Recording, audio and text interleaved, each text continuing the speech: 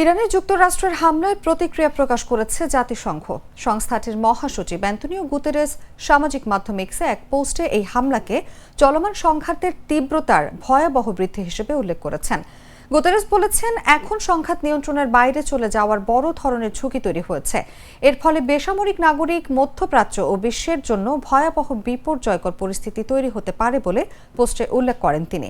ওই পোস্টে গুতেরেস লিখেছেন, এই মুহূর্তে শুধুমাত্র কূটনীতির মাধ্যমে এই সমস্যা সমাধান করে শান্তি প্রতিষ্ঠা সম্ভব। ইরানে হামলার পর মার্কিন প্রেসিডেন্ট ডোনাল্ড ট্রাম্প জাতির উদ্দেশ্যে ভাষণ দিয়েছেন। এরপরে সোশ্যাল মিডিয়ায় পোস্ট করে দ্বিতীয় দফায় ইরানকে হুমকি দিয়েছেন তিনি। ট্রুথ সোশ্যালে পোস্ট করে তিনি উল্লেখ করেছেন যে ইরান এই হামলার জবাবে পাল্টা হামলা করলে আরও তীব্র মাত্রার হামলা করবে যুক্তরাষ্ট্র।